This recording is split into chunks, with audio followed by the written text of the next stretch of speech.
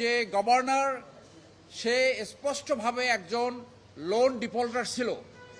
এছাড়াও পত্রিকায় বের হয়েছে এই বর্তমান যে গভর্নর তার সাথে বাংলাদেশে ব্যাংক লুটপাটকারী, ব্যাংক ধ্বংসকারী এস আলমের ব্যবসায়িক প্রতিষ্ঠানে শেয়ার রয়েছে এবং তার যোগসাজশ রয়েছে।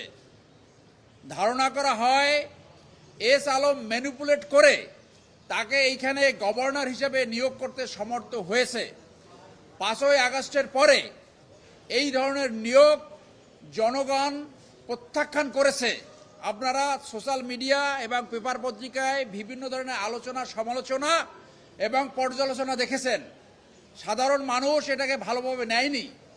5ই আগস্টের পরে এই ধরনের নিয়োগের ক্ষেত্রে মানুষ অত্যন্ত এগ্রিভড হয়েছে। সেই ক্ষেত্রে আমরা আশা করব কোর্টে এই মামলা শুনানির পরে আদেশ হবে এবং আদেশ শুনানির পরে এই রিমুভাল প্রক্রিয়া এবং এই নিয়োগ প্রক্রিয়া অবৈধ ঘোষণা করা হবে। একই সাথে আপনাদের মাধ্যমে আহ্বান জানাবো সরকার এই নিয়োগ প্রক্রিয়াটা যেন দ্রুত তদন্ত করে এর বিরুদ্ধে ব্যবস্থা গ্রহণ করে। এই ধরনের একজন লোককে বাংলাদেশ ব্যাংকের গভর্নর নিয়োগ করার অর্থ হলো আপনার এই যে শুটকির পাহারাদার হিসেবে বিড়ালকে বসানো। এই শুটকি বাজারের পাহারাদার বিড়াল হতে পারে না। তিনি বাংলাদেশ ব্যাংকের গভর্নর হওয়ার সাথে সাথে কোনো একটি ব্যাংকে 1000 কোটি টাকা ইতিমধ্যে সেখানে দিয়েছেন এবং আরও জানা যায় তার বাবার একটা ইন্ডাস্ট্রি, সেই ইন্ডাস্ট্রিতে সে 800 কোটি টাকা লোন দেওয়ার ব্যবস্থা করেছেন।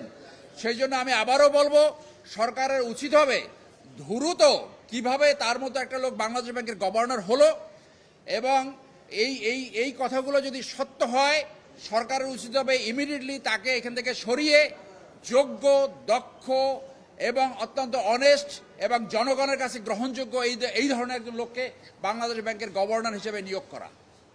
সঠিক মাত্রার কার্বন কম্বিনেশন বৃদ্ধি করে পাইপের ডাক্টিলিটি ও হেভি লোড নেয়ার ক্ষমতা। Falcon MS pipe. আমি মনে করি যদি আইনের শাসন থাকে, যদি ল প্রিভেইল করে, তাহলে ডেফিনেটলি এটা ভবিষ্যৎ রয়েছে। আইনে স্পষ্ট আছে কোনো গভর্নরকে সরাতে হলে তার অদক্ষতা, ইনক্যাপাসিটি দেখাতে হবে। আর নতুন যাদের নিয়োগ হবে সেখানে যদি ব্যাংক ডিফল্টার হয় তাকে নিয়োগ করা যায় না।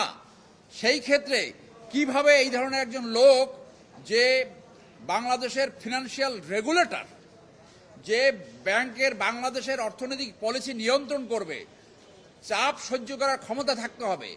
কোনোভাবে আগে যে ডি গ্রেডের একজন বাংলাদেশ ব্যাংকের গভর্নর ছিল, আমরা দেখতে চাই না এরকম ডি গ্রেড অথবা ই গ্রেড অথবা এফ গ্রেডের কোনো গভর্নর বাংলাদেশ ব্যাংকে থাক।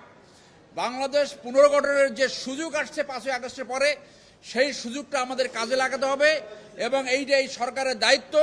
এই সুযোগের অর্থ হলো যে সমস্ত সাংবিধানিক প্রতিষ্ঠান রয়েছে, যে সমস্ত বড় বড় প্রতিষ্ঠান রয়েছে, সেখানে অবশ্যই যোগ্য, দক্ষ, সৎ এবং যারা ডেলিভার করতে পারে সেই ধরনের লোককে এখানে নিয়োগ দিতে হবে।